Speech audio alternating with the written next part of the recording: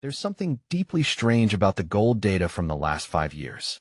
While public figures like Ray Dalio, Robert Kiyosaki, and even central banks aggressively promote gold as inflation hedge and millennial store of value, a deeper analysis of investment records reveals a disturbing pattern. They are buying something else. In 2023, while Dalio appeared on podcasts advocating that every portfolio should have 10% in gold, SEC filings show that his Bridgewater fund reduced physical gold positions by 23% and increased investments in rare earths by 340%. When Kiyosaki tweeted "buy gold before it's too late," his company was secretly acquiring lithium mining rights in Chile. This contradiction is not accidental, it is systematic.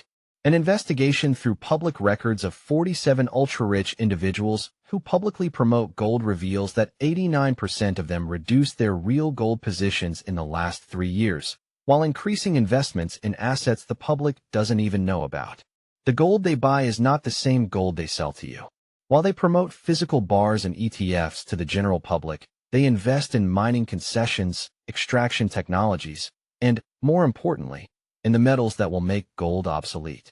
But this strategy is not new.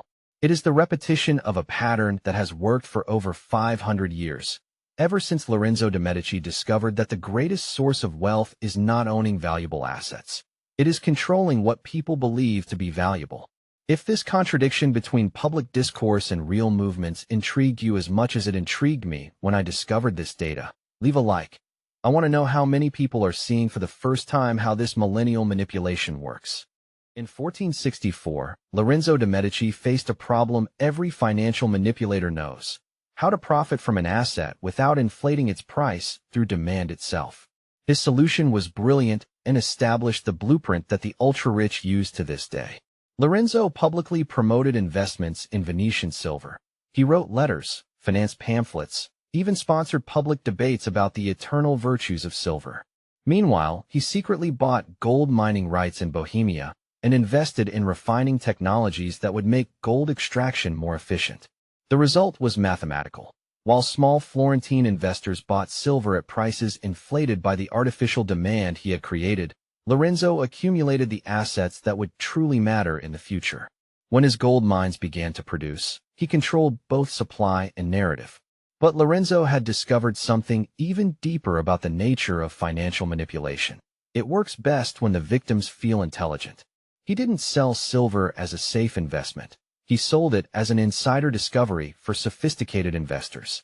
People didn't feel manipulated, they felt privileged. Nathan Rothschild perfected this technique in 1815 during the Battle of Waterloo. While spreading rumors that Napoleon had won, causing panic and massive sales of British bonds, his agents secretly bought those same bonds at negligible prices. When the Real news arrived, British victory, Rothschild had multiplied his fortune tenfold. The pattern is always the same. Publicly promote a narrative that benefits your short-term interests, while secretly positioning yourself to profit from the long-term reality. If it worked for 500 years, why stop now? The modern strategy of using gold as a distraction asset is mathematically elegant. It works in 3 layers that most people never perceive. First layer: create artificial demand through emotional narratives. Gold protects against dollar collapse. Central banks are buying gold. Inflation will destroy your savings. Each phrase is technically true, but strategically incomplete. Second layer: while the public buys physical gold and ETFs, inflating prices, the promoters sell their real gold positions to finance investments in superior assets. An analysis of SEC filings from 2020 to 2024 shows that funds that publicly promote gold reduced real exposure to the metal by an average of 31%. Third layer: use the profits from the sale of inflated gold to buy the assets that truly matter. Rare earths essential for technology, water rights in regions that will be scarce, patents for energy technologies, and infrastructure that will control the future. Share this with anyone who needs to understand how this millennial manipulation works, because the rich's biggest gold mine is the poor's naivety. The most documented case is Warren Buffett. In 2020, he bought shares in Barrick Gold and appeared in interviews talking about recognizing value in gold. What he didn't mention: Berkshire Hathaway was not interested in Barrick's gold, but in its copper, lithium, and rare earth operations. In 18 months, he sold the entire gold position and kept only the mining rights for technological metals. Elon Musk followed a similar script with Bitcoin, but the pattern is identical.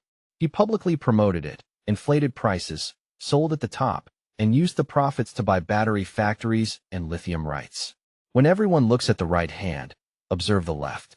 What makes this even more effective is that the victims defend their manipulators. People who bought gold at inflated prices have a psychological interest in believing they made the right choice. They become involuntary promoters of the same narrative that harmed them. While promoting gold to the masses, the financial elite is secretly migrating to a new class of assets that most people don't even know about. Infrastructure monopolies. Essential infrastructure monopolies. Bill Gates is not buying gold. He is buying agricultural land. Not just any land, specifically land over aquifers that will be critical when water becomes scarce. He now controls more American agricultural land than any other individual, but this rarely appears in headlines about Gates' investments. Jeff Bezos is not buying gold. He is buying space mining rights through Blue Origin. While everyone debates asteroid mining as science fiction, he is legally positioning himself to control extraterrestrial resources that will make terrestrial metals irrelevant. Larry Page and Sergey Brin are not buying gold. They are buying quantum computing companies that will make current encryption obsolete. When that happens, they will not only control information, they will control global digital security. The logic is simple. Gold is a finite asset in a finite world. But essential infrastructure is an asset that generates perpetual income and real control over resources people need to survive. You can live without gold. You cannot live without water, food, energy, or information. More importantly, these assets have a characteristic that gold will never have. They improve with scale and technology. The more people depend on your infrastructure, the more valuable it becomes. Gold, on the other hand, only maintains value through artificial scarcity. The true revelation lies in patent records. In the last 5 years, while publicly promoting gold, the ultra-rich registered over 12,000 patents related to technologies that will make precious metals obsolete. Batteries that don't need lithium, synthetic materials more durable than gold, and transmutation technologies that can create any element. Ray Dalio is the Nathan Rothschild of our times, but with a sophistication that would make the 19th century barons seem amateurish. His all-weather portfolio strategy is promoted as intelligent diversification, but a deeper analysis reveals something much more calculated. Subscribe here because I will continue investigating the backstage of financial power, and the next one will be about how to recognize when you are being manipulated by seemingly educational financial narratives. Publicly, Dalio promotes gold as a hedge against rampant money printing. His books, podcasts, and interviews create a convincing narrative about debt cycles and the need for diversification into real assets. Millions of people follow his advice and buy gold. Privately, SEC filings show that Bridgewater has consistently reduced exposure to physical gold since 2019, while increasing positions in companies that control critical infrastructure, power grids, water treatment systems, and energy storage technologies. But Dalio learned from Rothschild's mistakes. Instead of manipulating through false information, he manipulates through incomplete information. Everything he says about gold is technically correct. Gold really protects against inflation. Central banks really are buying. The dollar really is being devalued. He simply omits that there are superior assets for these same objectives. Michael Saylor followed a similar strategy with Bitcoin. He publicly promoted it as a digital store of value and gold 2.0, creating massive demand. Meanwhile, MicroStrategy used the profits from Bitcoin's appreciation to buy enterprise software companies that generate real recurring revenue. Bitcoin was the vehicle, not the destination. The pattern repeats with mathematical precision. Identify an asset with a strong emotional narrative, publicly promote it to create demand, sell at the peak of hysteria, and use the profits to buy assets that truly control the future. The crucial difference is that modern Rothschilds don't need to hide their movements. They are all in public records. They count on the fact that 99% of people will never read SEC documents, never analyze changes in portfolios, and never question why someone would publicly promote something they are privately selling. The reason this strategy has worked for 500 years is not economic. It is psychological. It exploits Three fundamental vulnerabilities of the human mind that remain constant through the centuries.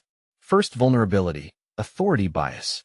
When Ray Dalio talks about investments, people assume he is sharing his real strategy, not selling a narrative. The idea that someone successful would publicly promote something different from what they do privately seems impossible to most people. Second vulnerability, need for belonging. Buying gold is not just a financial decision. It is a statement of identity. I am someone smart who understands real economics. I am not like the masses who trust paper money. This identity becomes more important than actual financial results. Third vulnerability, aversion to complexity. Gold is simple to understand, shiny metal, scarce, valuable for millennia. Quantum computing infrastructure or underground water rights are complex, abstract, difficult to evaluate. People prefer familiar simplicity to profitable complexity. John D. Rockefeller exploited these same vulnerabilities in 1870 when he promoted investments in railroads while secretly buying oil refineries. He knew that railroads were easy to understand: tracks, trains, transportation. Oil was new, complex, risky. So he let others finance railroads while he built the monopoly that would truly matter. Modern manipulation is even more sophisticated because it uses education as a vehicle. Dalio doesn't sell gold. He educates about economic cycles. Kiyosaki doesn't promote precious metals. He teaches about wealth protection. The victim feels educated, not manipulated. This creates a perfect psychological cycle. The more a person learns about why they should buy gold, the smarter they feel, the more confident they become in the decision, and the more resistant they become to contradictory information. They become an involuntary defender of their own manipulation. The result is that people not only buy the wrong asset, they evangelize others to do the same, multiplying the effect of the original manipulation without additional cost to the manipulator. The true protection against financial manipulation is not in choosing the right assets. It is in developing the ability to think independently about real value versus constructed narratives. The first step is to apply the Rothschild rule. Always ask why someone is publicly promoting an investment. If Ray Dalio truly believes that gold is the best asset for the next 10 years, why is Bridgewater reducing exposure? If Warren Buffett sees value in gold, why did he sell the entire position in 18 months? The second step is to understand that public information always arrives late. When an investment strategy becomes mainstream enough to appear on podcasts and in books, the creators of the strategy have already migrated to the next opportunity. You are not buying what they are buying. You are buying what they are selling. The third step is to focus on assets that generate real value, not just maintain value. Gold preserves wealth, but does not create wealth. Essential infrastructure, disruptive technologies, and scarce resources not only preserve, they multiply value over time. Now tell me in the comments, what other financial truths do you question now that you understand how this manipulation works? And what was the investment narrative that most convinced you in the past? The final framework is simple. When everyone looks where the rich point, observe where they are actually walking. When an investment narrative becomes emotionally irresistible, ask who benefits from your emotional adherence. True wealth is not in following the rich. It is in understanding why they want you to follow them. Financial sovereignty begins with thought sovereignty, and thought sovereignty begins with the courage to question even the most convincing narratives. Gold may be eternal, but the strategies to control it evolve with each generation. The only constant is that whoever controls the narrative controls wealth. The only variable is whether you choose to be the controller or the controlled.